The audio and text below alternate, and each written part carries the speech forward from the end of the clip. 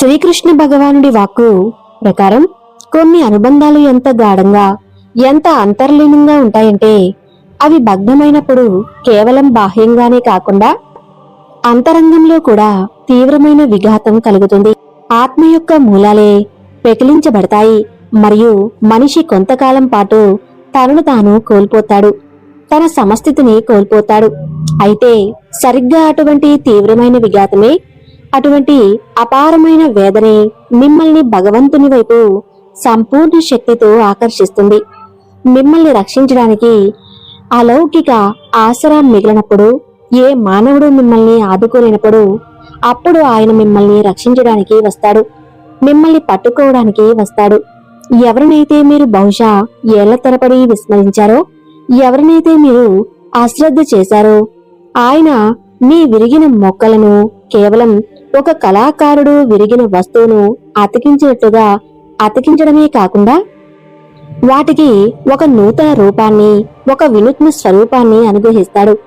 అటువంటి దివ్యమైన రూపం, దానిలో ఇప్పుడు ఆయన స్వయంగా నివసించగలడు, దానిలో ఇప్పుడు ఆయన కొలువుండగలడు. ఇప్పుడు ఆ ఖాళీ ఎవరిదో, నిష్కల్మషతో ఏర్పడిన ఆ శూన్యత, అది పరమాత్ముని ప్రేమపూరిత సాన్నిధ్యంతో, ఆయన శాంతితో సంపూర్ణంగా నిండిపోతుంది. అప్పుడు మీకు స్పష్టంగా అవగతమవుతుంది, ఏ అనుబంధమైతే మిమ్మల్ని ముక్కలు చేసిందో, ఏ అనుబంధమైతే మీకు ఇంతటి బాధనిచ్చిందో, అది వాస్తవానికి మిమ్మల్ని దైవంతో, మీ నిజస్వరూపంతో అనుసంధానించడానికి ఒక సాధనంగా, ఒక కారణజన్మగా మారిందని. అందుకే ఆత్మ యొక్క ఆగడాల వరకు చేరే ఆ బాధలకు, జడియకు అవి మిమ్మల్ని ఆయన ఒడిలోకి, ఆయన శరణలోకే చేరవేస్తాయి. దేనికోసమైతే మీరు జన్మ జన్మలుగా అన్వేషిస్తున్నారో, మనమందరం జీవితంలో ఏదో ఒకటి సంపాదించాలని ఆతృతలో జీవిస్తూ ఉంటాం. గౌరవం, కీర్తి, సంపద, ప్రేమ, విజయం, వీటన్నిటి కోసం ఒక అందమైన పరుగు పందెం సాగుతుంది. ఈ ఆతృత, ఈ తొందరపాటు మన శ్వాసగతిని వేగవంతం చేయటమే కాకుండా మన మనసు యొక్క స్థిరత్వాన్ని, ప్రశాంతతని కూడా హరించి వేస్తుంది.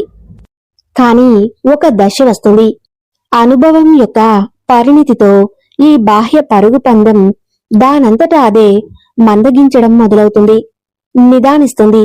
ఇప్పుడు ప్రత్యేకంగా దేనినైనా సాధించాలనే తీవ్రమైన ఆకాంక్ష ఉండదు, దేనినైనా కోల్పోతామనే గాఢమైన భీతి ఉండదు.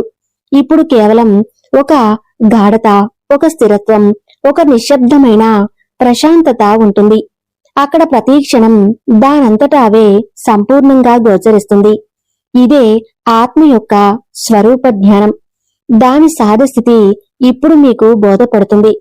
మీకు ఏది ఉద్దేశింపబడిందో, మీ విధిలో ఏది వ్రాయబడిందో, అది మీ వద్దకు దానంతటా అవే వస్తుంది. తొందరగా కాదు, ఆలస్యంగా కాదు, సరిగ్గా దాని నిర్ణీత వేళకు. ఇప్పుడు మీరు మనిషి గడియారంతో కాకుండా ఈశ్వరుని గడియారంతో జీవించడం మొదలు పెడతారు. ఆయన నియమం ప్రకారం నడుచుకుంటారు.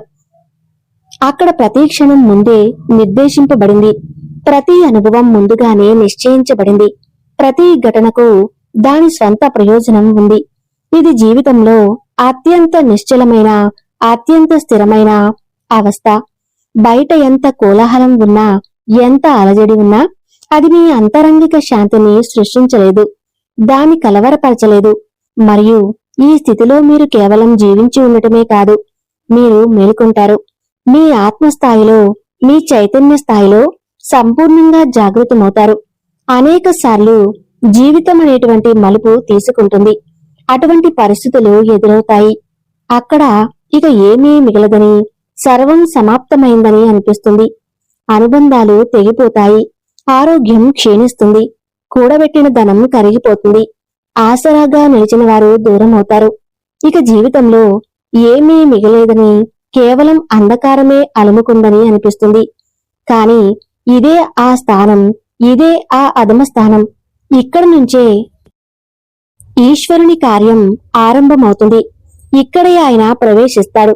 ఎప్పుడైతే మీరు మిమ్మల్ని మీరు పూర్తిగా శూన్యంగా భావిస్తారో, ఎప్పుడైతే మీ అహంకారం పూర్తిగా చూర్ణమవుతుందో, అప్పుడు ఆయన మిమ్మల్ని ఒక నూతన రూపంలో, ఒక నూతన అచ్చులో పోయడం ఆరంభిస్తాడు. మీరు మీ బూడిద నుంచే, మీ బాధ మరియు విధ్వంసం నుంచే ఒక నూతన చైతన్యంలోకి, ఒక నూతన జీవితంలోకి ఉద్భవిస్తారు. పురాణ గాథల్లో వర్ణించిన ఫీనిక్స్ పక్షి తన బూడిద నుండి పునరుజ్జీవనం పొందినట్లుగా ఇప్పుడు మీరు పాతగా మీరుగా ఉండరు. మీరు ఏమనుకున్నారో ఆ మీరుగా ఉండరు. ఇప్పుడు మీరు అనుభవంతో పరిణితి చెందారు, బాధతో పవిత్రుడయ్యారు మరియు సమర్పణతో అలంకరించబడ్డారు, వినమ్రులయ్యారు. ఇదే భగవంతుని అద్భుతమైన లీల, ఆయన క్రీడ. ఆయన మిమ్మల్ని విచ్ఛిన్నం చేస్తాడు, మిమ్మల్ని తుడిచివేస్తాడు, కేవలం మిమ్మల్ని తన యోగ్యులుగా చేసుకోవడానికి, మిమ్మల్ని తన దివ్యత్వానికి అర్హులనగా చేయటానికి. అందుకే జీవితం సంపూర్ణంగా అంధకారంతో నిండి ఉన్నప్పుడు, ఏ ఆశాదీపం కనిపించినప్పుడు బయట వెలుగు కోసం అన్వేషించకు. మీ లోపలే దీపంగా మారండి. మీ ఆత్మజ్యోతిని వెలిగించండి మరియు తెలుసుకోండి, ఇప్పుడు మీ కథ ముగిసిపోలేదని. బదులుగా ఇప్పుడు భగవంతుని కథ, ఆయన కరుణ యొక్క గాథ ఆరంభమవుతుందని మరియు ఆ సమయం మీకోసం సంపూర్ణంగా ప్రతికూలంగా ఉన్నప్పుడు, అప్పుడే సుఖాల నుంచి పొందే సుఖం కంటే ఎక్కువ సుఖం మిమ్మల్ని ఆశ్రయిస్తుంది, మీకు బోధపడుతుంది, అనుభవం వస్తుంది. అనుభవపూర్వకంగా చాలా మంది చెబుతారు మరియు తరచుగా మనం కూడా విశ్వసిస్తాము, ఎడవకు, బలహీనపడకు, దృఢంగా ఉండు అని. కానీ ఆత్మ యొక్క మహోన్నత శక్తి దాని కఠినత్వంలో కాదు, దాని సున్నితత్వంతో, దాని మృదుత్వంలో ఉంది. ఎవరైతే ఎడవగలరో వారే గాఢంగా అనుభూతి చెందగలరు, మరియు ఎవరైతే గాఢంగా అనుభూతి చెందగలరో వారే భగవంతునితో యథార్థమైన సంబంధాన్ని ఏర్పరచుకోగలరు, ఆయన కృపను అనుభవించగలరు. భగవంతుడు మీ కన్నీళ్లను మీ బలహీనతగా భావించి సంఖ్యలలో గణించుడు. ఆయన మీ ప్రతి అశ్రువును, మీ ప్రతి ఆవేదనను ఒక సందేశంగా, ఒక పాఠంగా మార్చి మీ అంతరంగంలోకి తిరిగి పంపుతాడు. ఒక ఆత్మీయుని అశ్రద్ధ వల్ల, నిర్లక్ష్యం వల్ల జారిన అశ్రువు, అది మీకు ప్రపంచం యొక్క అనిత్యత్వాన్ని చూపి అంతరంగిక శక్తిని దర్శింప చేయగలదు, మిమ్మల్ని ఆత్మ నిర్భరులుగా చేయగలదు. ఒక ప్రియమైన స్వప్నం భగ్నం అవడం వల్ల రాలిన అశ్రువు, అది మిమ్మల్ని మోహం నుండి విడిపించి ఏదైనా కొత్త శ్రేష్టమైన మార్గంలోకి నడిపించగలదు. మరియు ఏకాంతంలో, నిశ్శబ్ద ప్రార్థనలో, భగవంతుని స్మరణలో జారిన అశ్రువు, అది మీకు ప్రపంచం యొక్క అనిత్యత్వాన్ని చూపి అంతరంగిక శక్తిని దర్శింప చేయగలదు, మిమ్మల్ని ఆత్మ నిర్భరులుగా చేయగలదు. ఒక ప్రియమైన స్వప్నం భగ్నం అవడం వల్ల రాలిన అశ్రువు, అది మిమ్మల్ని మోహం నుండి విడిపించి ఏదైనా కొత్త శ్రేష్టమైన మార్గంలోకి నడిపించగలదు. మరియు ఏకాంతంలో, నిశ్శబ్ద ప్రార్థనలో, భగవంతుని స్మరణలో జారిన అశ్రువు, అది మీకు భగవంతుని మధ్య ఉన్న ప్రతి అంతరంగాన్ని, ప్రతి తెరను తొలగించగలదు, మిమ్మల్ని ఆయనకు అత్యంత సమీపంగా తీసుకురాగలదు. అందుకే ఏడవండి. హృదయం ద్రవించినప్పుడు నిస్సందేహంగా ఏడవండి, కాని ఎరుకతో ఏడవండి. ఈ అశ్రువులు వ్యర్థంగా పోవట్లేదు అని అర్థం చేసుకుని ఏడవండి. అవి మిమ్మల్ని పవిత్రులను చేస్తున్నాయి, మిమ్మల్ని భగవంతుని వైపు మరింత సన్నిహితంగా తీసుకువస్తున్నాయి, మీ ఆత్మను మరింత పారదర్శకంగా, మరింత గ్రహణశీలంగా మారుస్తున్నాయి. కొన్నిసార్లు జీవితం ఒక అటువంటి మలుపు తీసుకుంటుంది. ఆత్మీయుల సమూహం ఉన్నప్పటికీ, అందరితో కలిసి ఉన్నప్పటికీ, ఒక విలక్షణమైన గాఢమైన ఏకాంతం మనల్ని ఆవరిస్తుంది. జనం ఉంటారు, సంభాషణలు ఉంటాయి, నవ్వులు, పరిహాసాలు ఉంటాయి.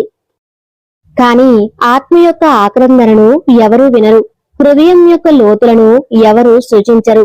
మరియు నెమ్మదిగా ఈ బాహ్య అంతరంగము, ఈ సంభాషణల శూన్యత అంతరంగంలోకి కూడా ప్రవేశించడం మొదలవుతుంది. మీరు మాట్లాడతారు కానీ ఎవరూ గ్రహించినట్లు అనిపించదు. మీరు చూస్తున్నారు కానీ ఎవరూ మీ కళ్ళ వెనుక దాగి ఉన్న వేదనను చదవలేరు. అప్పుడు ఒకరోజు మీరు అలసిపోయి, ఓడిపోయి నిశ్శబ్దంగా ఉంటారు. మరియు ఇదే నిశ్శబ్దం భగవంతుని ప్రథమ స్పర్శ, ఆయన సాన్నిధ్యానికి మొదటి సూచన. ఇది అటువంటి నిశ్శబ్దం, దీనిలో ఏ అభిష్టం ఉండదు, ఏ ఫిర్యాదు ఉండదు, ఏ కటుత్వం ఉండదు. ఇది కేవలం ఒక గాఢమైన స్వీకరణ, ఒక ప్రశాంతమైన సమర్పణ. ఈ నిశ్శబ్దం భగవంతుని భాష. ఇది మీ ప్రతి కన్నిటిని, మీ ప్రతి ఆకాంక్షను, మీ ప్రతి బాధను చెప్పకుండానే వింటుంది, గ్రహిస్తుంది. ఇప్పుడు మీకు ఎవరితోనూ ఏమీ చెప్పాల్సిన, ఏమీ వివరించాల్సిన అవసరం అనిపించదు. ఎందుకంటే మీ అంతరాత్మ, మీ ఆత్మ స్వయంగా భగవంతునితో నేరుగా సంభాషించడం ప్రారంభిస్తుంది. మరియు ఈ నిశ్శబ్ద సంవాదంలో అటువంటి గాఢమైన ప్రశాంతత ఉంటుంది, అటువంటి ఉపశమనం ఉంటుంది. అది మాటలతో నిండిన కోలాహల ప్రపంచంలో కంటే ఎంతో శక్తివంతమైనది మరియు శాశ్వతమైనది. అందుకే జీవితం మిమ్మల్ని నిశ్శబ్దం చేసినప్పుడు, మీ మాటలు ముగిసినప్పుడు అర్థం చేసుకోండి, భగవంతుడు ఇప్పుడు మీతో నేరుగా సంభాషించబోతున్నాడని, మీకు తన సందేశాన్ని అందించబోతున్నాడని. మనిషి యొక్క అత్యంత గొప్ప బలం అతని ఆశ, భవిష్యత్తు పట్ల ఆశావాదం. కానీ ఇదే ఆశ పదే పదే బద్ధమైనప్పుడు, పదే పదే నలిగిపోయినప్పుడు, ఆశలు పదే పదే నిరాశలుగా పరిణించినప్పుడు, అప్పుడు మనసు అలసిపోతుంది, పరాజయాన్ని అంగీకరించడం మొదలు పెడుతుంది. ఒక రోజు వస్తుంది, అప్పుడు మీకు ఏ చమత్కారం పైన, ఏ అసాధ్యం పైన నమ్మకం ఉండదు. మరియు మీరు అనుకుంటారు, ఇప్పుడు జీవితం కేవలం ఒక భారంగా సాగుతుందని, జీవించడం లేదని. కానీ సరిగ్గా ఇదే క్షణంలో, ఈ గాఢమైన నిరాశలోనే భగవంతుని అత్యంత గాఢమైన కరుణ, ఆయన అత్యంత గొప్ప చమత్కారం వ్యక్తమవుతుంది. ఎప్పుడైతే మీ అంతరంగంలో ఆశ యొక్క ప్రతి జ్వాల ఆరిపోతుందో, అప్పుడు భగవంతుడు స్వయంగా ఒక అజరామరమైన దీపమై మీ హృదయంలో ప్రకాశిస్తాడు. అటువంటి దివ్య దీపం, దాన్ని ఏ బాహ్య బాధ, ఏ తిరస్కరణ, ఏ అవమానం ఎన్నటికీ ఆర్పివేయలేదు. ఆ దీపం మీకు మున్న మార్గాన్ని చూపడమే కాకుండా, మీరు ఒంటరిగా లేరని, మీరు ఎన్నడూ ఒంటరిగా ఉండలేరని మళ్ళీ మీకు గాఢంగా అనుభూతి చెందిస్తుంది. ఎన్నడూ లేరు, ఇదే దివ్య దీపం, ఇదే అంతరంగిక కాంతి. ఆ ఆత్మీయ అనుభవం, ఆ నిజమైన ఆసరా, దాన్ని మీరు తెలిసి తెలియక జీవితాంతం అన్వేషిస్తున్నారు. ఇప్పుడు మీ మనసు ప్రపంచంలోని అశాశ్వతమైన ఆశలతో కాదు, భగవంతుని శాశ్వతమైన ప్రేమతో అనుసంధానమయ్యి ఉంది. మరియు ఇదే అనుబంధం, ఇదే సంబంధం మిమ్మల్ని మళ్ళీ జీవింపచేస్తుంది, మీకు యథార్థమైన జీవితాన్ని ఇస్తుంది. జీవితంలో మనం ఎన్నో పొందడానికి, సాధించడానికి ప్రయత్నిస్తాం. కొన్ని ప్రత్యేక అనుబంధాలు, కొన్ని ముఖ్యమైన అవకాశాలు, కొన్ని ఆశించిన స్వప్నాలు. కానీ అన్నీ మనకు దక్కవు, అన్నీ మన ప్రణాళిక ప్రకారం సాగవు. కొన్నిసార్లు సరైన వేళ కుదరదు, కొన్నిసార్లు జనం తోడుగా నిలవరు, కొన్నిసార్లు పరిస్థితులు మనకు అనుకూలించవు. అప్పుడు మనసు పశ్చాత్తాపంతో నిండిపోతుంది. అయ్యో, అలా జరిగి ఉంటే బాగుండేది, అయ్యో ఇలా చేసి ఉంటే బాగుండేది అని ఆత్మ అసంఖ్యాకమైన ప్రశ్నలతో చుట్టుముట్టబోతుంది. ఏమయ్యేది? అతను లేడా? ఆమె లభించి ఉంటే ఏమయ్యేది? నేను సఫలీకృతుడినయ్యి ఉంటే. కానీ ఆత్మ యొక్క సత్యం ఇది, జీవితం యొక్క గూఢ రహస్యం ఇది. మీది ఏదో, మీ ప్రారంభంలో భాగం ఏదో, అది ఏ పరిస్థితిలోనైనా, ఏ అవరోధాన్ని దాటి అయినా మీ వద్దకు చేరి తీరుతుంది. మరియు ఏది మీ వద్దకు చేరలేదో అది మీది కానే కాదు. అది కేవలం ఒక అనుభవం, ఒక పాఠం, ప్రయాణంలో ఒక మలుపు, మీ గమ్యం కాదు. అందుకే పదే పదే వెనుతిరిగి ఆ శూన్యాన్ని, ఆ కొరతను చూడకు. అది ఎవరైనా లేకపోవటం వల్ల, ఏదైనా లభించకపోవటం వల్ల, ఏదైనా ఇప్పటికీ మీ వద్ద ఉన్నదానిపై దృష్టి సారించు. మీ నడుస్తున్న శ్వాస ఉంది, మీ అచంచలమైన విశ్వాసం ఉంది, మరియు మీకు సదా తోడు ఉండే భగవంతుడు ఉన్నాడు. ఎందుకంటే వాస్తవానికి ఏది కోల్పోయినా ఏదో ఒక రూపంలో తిరిగి వస్తుంది. అదే మీది. మరియు అది తిరిగి రాకపోతే అది ఎప్పటికీ తిరిగి రాకూడదు. అది మీకోసం కాదు. ఈ సత్యం వినడానికి ఎంత కఠినంగా అనిపించినా ఆత్మకు అంతగా శాంతినిస్తుంది, దానిని విముక్తం చేస్తుంది. చాలా మంది ఫిర్యాదు చేస్తారు, ఈ ప్రశ్న వేస్తారు, జీవితం పదే పదే ఎందుకు విచ్ఛిన్నం చేస్తుంది? పదే పదే ఎందుకు అవమానిస్తుంది? ఎందుకు పదే పదే విశ్వాసఘాతం వంచిన ఈ యొక్క అగ్నిలోకి నెట్టివేస్తుంది? కానీ ఇది గ్రహించడం ముఖ్యం. ఇది శిక్ష కాదు, దండన కాదు. ఇది ఆత్మ యొక్క పునర్నిర్మాణం, దాని శుద్ధీకరణ మరియు ఉన్నతీకరణ. ఒక శిల్పి ఒక సుందరమైన ప్రతిమను చేయటానికి రాయిపై సుత్తి ఊలితో అసంఖ్యాకమైన దెబ్బలు కొట్టినట్లు, అనవసరమైన భాగాన్ని తొలగించినట్లు, అలాగే భగవంతుడు మీ ఆత్మపై బాధ, కష్టం, నష్టం యొక్క దెబ్బలు కొట్టి మీకు దివ్యత్వం, సంపూర్ణత యొక్క రూపాన్ని ఇస్తాడు. ప్రతి విచ్ఛిన్నం, ప్రతి అశ్రువు, ప్రతి ఏకాంతం, ప్రతి విశ్వాసఘాతం ఇవన్నీ ఆత్మ యొక్క ఉపరితలంపై పేరుకుపోయిన అహంకారం, మోహానువాసల మాల్యాన్ని తొలగించే ఉపకరణాలు. ఎప్పుడైతే పాతది అంతా అసత్యం, అంతా భగ్నమవుతుందో అప్పుడే కొత్తది సత్యమైనది, శాశ్వతమైనది ఆవిర్భవిస్తుంది. మీ వాస్తవ స్వరూపం ఏదో, మీ దివ్యబుద్ధి ఏదో, అది ఇప్పుడు మీరు పాత మీరుగా మిగలరు. మీరు ఏమనుకున్నావో ఆ మీరుగా ఉండరు. ఇప్పుడు మీరు ప్రేమలో మరింత గాఢంగా వెళ్తారు, నిశ్శబ్దంలో మరింత సమర్థులవుతారు మరియు సహనంలో దివ్యులవుతారు. మీ సామర్థ్యం పెరుగుతుంది. అందుకే తదుపరిసారి జీవితం మిమ్మల్ని గాయపరిచినప్పుడు తప్పకుండా ఎడవండి. బాధను అనుభవించడం సహజం, కానీ ఈ గాయం వ్యర్థం కాదని తెలుసుకుని మీకు భగవంతుని నైపుణ్యం కలిగిన హస్తం నుండి ఒక నూతన సుందరమైన రూపం లభిస్తుందని, మీరు మరింత ప్రకాశిస్తున్నారని తెలుసుకోండి. సంబంధాలు, అనుబంధాల యొక్క అతిపెద్ద వేదన, అతిపెద్ద దుఃఖం ఏమిటంటే మనం వాటి నుండి ఎన్నో ఆశలను పెంచుకుంటాము. ప్రేమ, అవగాహన, సమయం, మద్దతు మరియు ఈ ఆశలు, ఈ అంచనాలు ఫలించినప్పుడు మన హృదయం భగ్నమవుతుంది. గాఢమైన గాయం తగులుతుంది. మనసు తీవ్రంగా అలసిపోతుంది, నిరాశ చెందుతుంది మరియు ఆత్మ గాయపడుతుంది. దానిలో కఠినత్వం నిండిపోతుంది. కానీ అనుభవాల నుండి నేర్చుకుంటూ ఒక రోజు వస్తుంది. అప్పుడు మీరు ఏ అంచనావే లేకుండా, ఏ అభిష్టం లేకుండా కేవలం నిర్మలమైన ప్రేమ మరియు స్వీకరణ భావనతో సంబంధాలను చూడగలుగుతారు.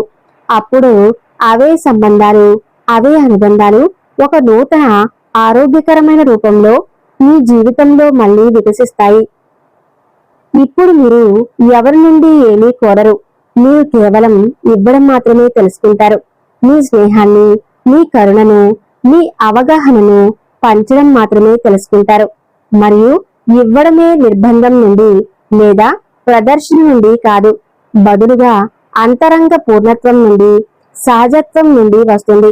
ఎందుకంటే ఇప్పుడు మీ హృదయంలో భగవంతుని ప్రేమ అవతరించింది.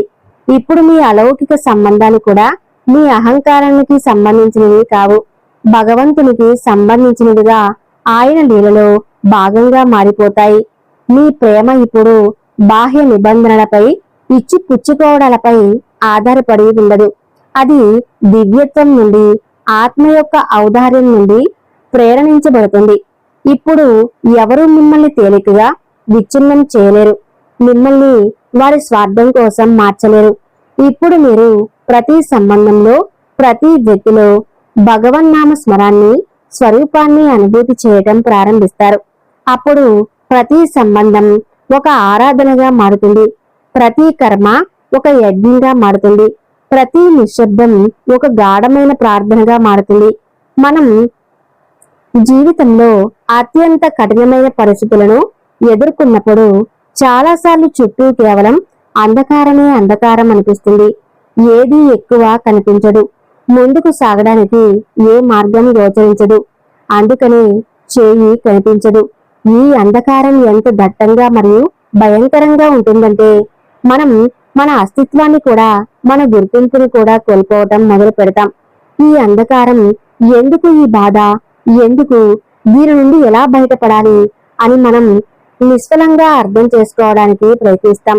కానీ ఎప్పుడైతే మనం సంపూర్ణంగా భగ్నమవుతామో, మన ప్రయత్నాలన్నీ విఫలమవుతాయో, అప్పుడే ఒక అదృశ్య హస్తం, ఒక కారుణ్య శక్తి మనల్ని మెల్లగా పైకి లేపుతుంది.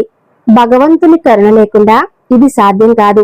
ఆత్మ అలసిపోయి ఓడిపోయి కూర్చున్నప్పుడు, మనసు అన్ని ఆశలతో నిరాశ చెంది శూన్యమైనప్పుడు, అప్పుడే భగవంతుడు తన అపారమైన అనుగ్రహంతో ఒక చిన్న ప్రకాశ కిరణాన్ని పంపుతాడు. ఒక నూతన ఆలోచనను, ఒక నూతన ప్రేరణను ఇస్తాడు. అది మనకు జీవితాన్ని ఒక నూతన దృక్పథాన్ని చూడటానికి, అర్థం చేసుకోవటానికి అవకాశం ఇస్తుంది. ఈ దివ్య ప్రకాశంలో మనం మర్చిపోయిన మార్గాన్ని గుర్తిస్తాము. మన ప్రయోజనాన్ని స్మరించుకుంటాము. మరియు ప్రతి దట్టమైన అంధకారం తర్వాతే వెలుగు ఆగమనం ఉంటుందని, ప్రతి పాదం తర్వాత శాంతి సాధ్యమేనని మన గాఢమైన అనుభవం కలుగుతుంది. జీవితంలో ఎప్పుడైనా ఏ కష్టం వచ్చినా, ఏ సంక్షోభం చుట్టుముట్టినా భగవంతుడు మిమ్మల్ని ఎప్పటికీ ఒంటరిగా వదిలిపెట్టడని ఎల్లప్పుడూ స్మరించుకోండి. ఆయన ప్రతి అడుగులో, ప్రతి శ్వాసలో మీతో ఉంటారు. ఆ కష్టం ఎంత పెద్దదిగా కనిపించినా ఒక సమయం వస్తుంది. అప్పుడు భగవంతుని కృపతో ఆ భారం తిరిగి కనిపించడం మొదలవుతుంది. మరియు ముందున్న మార్గం కూడా నెమ్మదిగా, స్పష్టంగా మరియు తేటగా అవుతుంది. మనం ఏదైనా అత్యంత కష్టకాలం గుండా వెళుతున్నప్పుడు మనకు తరచుగా ప్రపంచంలో ఏదీ మన పక్షాన లేదని, సర్వం మనకు వ్యతిరేకంగా జరుగుతుందని అనిపిస్తుంది. ప్రియమైన అనుబంధాలు తెగిపోతాయి. ఇల్లుగా పెంచుకున్న స్వప్నాలు చెదిరిపోయి, మరియు మన అంతరంగికంగా పూర్తిగా శూన్యంగా, పూర్తిగా ఏకాకిగా అనుభూతి చెందుతాము. ఈ నిరాశాజనక స్థితిలో ఇదంతా అసలు ఎందుకు జరుగుతుందో, మనతోనే ఎందుకు జరుగుతుందో మనకు గ్రహింపరానిదిగా ఉంటుంది. కానీ ఇదే ఆ సున్నితమైన సమయం. అప్పుడు మనకు అత్యంత గాఢమైన ఆత్మక అనుభవం కలుగుతుంది. అప్పుడు మనం మన ఆత్మకు అత్యంత సన్నిహితంగా ఉంటాము. బయట నుండి సర్వం ముగిసిపోయినప్పుడు, అన్ని బాహ్య ఆసరాగా నిలిచినవి దూరమైనప్పుడు, అప్పుడు అంతరంగిక ఆఘాతాలలో కేవలం ఒకే ఒక శక్తి, ఒకే ఒక అస్తిత్వం స్పష్టంగా గోచరిస్తుంది. అది భగవంతునిది. ఇదే ఆ సమయం. అప్పుడు మనం బాహ్య ప్రపంచపు పరుగు పందెం నుండి విరమించుకొని మన లోపల కోల్పోయిన సత్యాన్ని, మన వాస్తవ రూపాన్ని అన్వేషిస్తాము. ఇప్పుడు మనం అర్థం చేసుకోగలుగుతాము. జరిగిందంతా కేవలం మన ఆత్మక పరిణితి కోసం, మనల్ని అంతరంగికంగా బలపరచడానికి, మనకు ప్రపంచం యొక్క అశాశ్వతత్వాన్ని బోధించడానికి అవసరమని. ఈ గాఢమైన అనుభవం మనల్ని అంతరంగికంగా పూర్తిగా మార్చివేస్తుంది, మన రూపాంతరీకరణ చేస్తుంది. ఇప్పుడు మనకు స్పష్టంగా అనిపిస్తుంది, జీవితంలో అత్యంత కఠినమైన, అత్యంత వేదనాభరితమైన క్షణాల్లోనే భగవంతుని గొప్ప కరుణ, అత్యంత గాఢమైన రహస్యం దాగి ఉందని. ఆ నిస్సహాయ క్షణాల్లో మనకు మరెక్కడి నుండి ఏ ఆశ లభించినప్పుడు, అప్పుడు కేవలం భగవంతుని నిశ్శబ్ద సాంగత్యం, ఆయన అదృశ్య సాన్నిధ్యం మనకు నిజమైన శాంతిని మరియు అచంచలమైన ధైర్యాన్ని ఇస్తాయి. ఈ అనుభవం తర్వాత మనం జీవితాన్ని ఒక నూతన, మరింత పరిణితమైన మరియు ప్రశాంతమైన దృక్పథంతో చూడటం మొదలు పెడతాము. అక్కడ ప్రతి బాధ, ప్రతి కష్టం మనల్ని భగవంతుని వైపు మరింత సన్నిహితంగా తీసుకువెళతాయి, మన విశ్వాసాన్ని మరింత దృఢపరుస్తాయి. మనం తరచుగా మన జీవితంలో ఎంతగా లీనమైపోతామంటే, బాహ్య పరిస్థితులు మరియు మన సొంత ఆకాంక్షల వలన ఎంతగా చిక్కుకుపోతామంటే, ఒక సమయం వస్తుంది అప్పుడు మనం మనల్ని మనమే కోల్పోయామని, మన గుర్తింపును విస్మరించామని అనిపించడం మొదలవుతుంది. మనం మన మూల స్వభావం నుండి, మన ఆత్మశాంతి నుండి మార్గం తప్పిపోతాము. మన జీవితం యొక్క యథార్థ ప్రయోజనం నుండి చాలా దూరం వెళ్ళిపోతాము. మనసులో గాఢమైన సందిగ్ధత, నిరంతరం ఆందోళన మరియు భవిష్యత్తు పట్ల అనిశ్చిత ఒక పర్వతంలా అనిపిస్తుంది. ఈ స్థితి మన ఆత్మ సరైన దిశ నుండి పూర్తిగా మార్గం తప్పిపోయిందని మరియు ఇప్పుడు తిరిగి రావడానికి ఏ మార్గం కనిపించట్లేదని కనిపించేలా చేస్తుంది. కానీ ఇదే ఆ క్షణం. అప్పుడు భగవంతుడు తన అపారమైన శక్తి మరియు కరుణతో మనల్ని మళ్ళీ మన ఆత్మతో అనుసంధానింపచేస్తాడు. ఈ అనుసంధానం, ఈ పునకలిక ఎలా ఉంటుందంటే, దారి తప్పిన ఒక చిన్న పక్షి తన తల్లిని గుర్తించి దాని పిలుపు తిరిగి తన సురక్షితమైన గూడుకి వచ్చినట్టుగా భగవంతుడు మనల్ని ఎన్నడూ ఒంటరిగా వదలడు, నిస్సహాయంగా వదిలిపెట్టడు. మరియు మనం మన అస్తిత్వ కారణాలను, మన జీవితం యొక్క అర్థాన్ని కోల్పోవటం మొదలు పెడుతున్నప్పుడు, అప్పుడు ఆయన అత్యంత ప్రేమపూర్వకంగా మన ఆత్మను దాని శాశ్వత సత్యంతో, దాని దివ్య మూలంతో మళ్లీ అనుసంధానింపజేస్తాడు. వాస్తవానికి మనం ఎన్నడూ ఒంటరిగా లేదా దారి తప్పిన వాళ్ళగా ఎప్పుడూ ఉండమని, మరియు ప్రతి కష్టకాలంలో మన వాస్తవికతతో, మన ఆత్మస్వరూపంతో పరిచయం కావటానికి కేవలం ఆయన మార్గనిర్దేశనం, ఆయన కరుణ మాత్రమే మనకు అవసరమని మనకు గాఢమైన బోధ కలుగుతుంది. ఈ విధంగా మనల్ని మనం పూర్తిగా కోల్పోయినప్పుడే భగవంతుడు మనం కోల్పోయిన సత్యంతో మనల్ని మళ్లీ కలుపుతాడు. మరియు మనకు జీవితంలో ఒక నూతన మరియు అర్థవంతమైన ప్రారంభం లభిస్తుంది. జీవితంలో అటువంటి అనేక పరిస్థితులు ఎదురవుతాయి. అప్పుడు మనం ఇతరుల నుండి, ముఖ్యంగా ఆత్మీయుల నుండి నొచ్చుకుంటాము, బాధపడతాము. ఒక ఆత్మీయుడు పలికిన పరుషమైన మాటలు, ఒకరి అశ్రద్ధాపూరిత వైఖరి, ఒకరి నిర్దయమైన నిర్లక్ష్యం, ఇవన్నీ మనకు మానసికంగా మరియు భావోద్వేగపరంగా గాఢమైన గాయం చేస్తాయి. ఈ గాయం కొన్నిసార్లు ఎంత గాఢంగా ఉంటుందంటే, ఈ బాధ బహుశా ఎన్నటికీ ముగియదని, ఈ గాయం బహుశా ఎన్నటికీ మానదని మనం అనుకోవటం మొదలు పెడతాము. కానీ ఈ బాధను అర్థం చేసుకోవటం మరియు దానిని మన జీవిత యాత్రలో ఒక భాగంగా స్వీకరించడం, దాని నుండి నేర్చుకోవటం చాలా ముఖ్యం. భగవంతుడు మనకు ఈ జీవితాన్ని ఇచ్చాడు, మరియు ప్రతి సుఖంలో మరియు ప్రతి దుఃఖంలో, ప్రతి అనుభవంలో ఆయన హస్తమే ఉంటుంది, ఆయన సంకల్పమే దాగి ఉంటుంది. ఎవరైనా మనల్ని నొప్పించినప్పుడు ఆ గాయాన్ని తీసుకుని భగవంతుని పాదాల చెంతకు వెళ్ళడానికి, ఆయనను ప్రార్థించడానికి మనకు ఒక అవకాశం లభిస్తుంది. ఇది మనల్ని ఆయన వైపు మరో అడుగు ముందుకు వేయిస్తుంది. ఈ ప్రక్రియ మన ఆత్మ లోతుల్లోకి ప్రవేశించడానికి, మన అహంకారాన్ని చూడడానికి మరియు దాన్ని కరిగించడానికి మనకు అవకాశం ఇస్తుంది. ఈ గాయాన్ని, ఈ వేదనను భగవంతుని సమక్షంలో ఆయన శరణాగతిలో ఉంచినట్లయితే, ఆయన మనకు ఆ అనుభవం నుండి లభించే పాఠాన్ని ఇస్తాడు. మరియు ఈ బాధ కేవలం మన ఆత్మను పవిత్రం చేయడానికి, మనల్ని మరింత కరుణ మరియు క్షమగలవారిగా చేయటానికి ఒక సాధనం అని మనకు అనిపిస్తుంది. ఈ గాయం జీవితంలో సహనం మరియు క్షమను ఎంత ప్రాముఖ్యత ఉందో, మరియు మన గాయపడిన హృదయాన్ని కూడా నెమ్మదిగా శాంతి మరియు ప్రేమతో ఎలా నింపగలమో, దాన్ని మరింత విశాలంగా ఎలా చేయగలమో మనకు నేర్పుతుంది. అందుకే ఎవరైనా మనల్ని నొప్పించినప్పుడు దాన్ని భగవంతుని పాదాలకు సమర్పించి, దాని నుండి నేర్చుకోవడానికి ప్రయత్నించి, మనం ఒక నూతన, మరింత సానుకూల దృక్పథాన్ని పొందవచ్చు. మనిషి యొక్క అతిపెద్ద, అతి గాఢమైన భయం బహుశా ఇదే. అతను తన అత్యంత ప్రియమైన వస్తువులను, వీటితోనైతే అతను అత్యంత అనుబంధం కలిగి ఉన్నాడో, వాటిని కోల్పోతాడని. అది ఎవరిదైనా గాఢమైన ప్రేమ కావచ్చు, రక్త సంబంధాలు కావచ్చు, స్నేహం కావచ్చు, లేదా ఏళ్ల కష్టంతో సంపాదించిన భౌతిక సంపాదన కావచ్చు. ఈ అంతర్లీన భయం నుండి తప్పించుకోవడానికి మనం నిరంతరం మన సంబంధాలను మరియు మన జీవితంలోని ప్రతి అంశాన్ని నియంత్రించడానికి, వాటిని మన గుప్పిట్లో ఉంచుకోవడానికి ప్రయత్నిస్తాం. కానీ విషయాలు మన నియంత్రణ నుండి బయటకు వెళ్లడం ప్రారంభించినప్పుడు, ఇసుకలా చేతి నుండి జారిపోవడం ప్రారంభించినప్పుడు, ఈ భయం మనల్ని మరింత తీవ్రంగా చుట్టుముడుతుంది, మనల్ని నిర్వీర్యం చేస్తుంది. ఇప్పుడు మనకు ఏమీ లభించలేదని, ఇప్పుడు మన వద్ద ఏమీ మిగలలేదని, ఇప్పుడు జీవితానికి ఏ అర్థం లేదని మనం అనుకోవడం మొదలు పెడతాం. కానీ భగవంతుడు మనకు చాలా ప్రేమగా వివరిస్తాడు, ఈ జగత్తులో ఏదీ శాశ్వతం కాదు, అంతా పరివర్తనశీలం.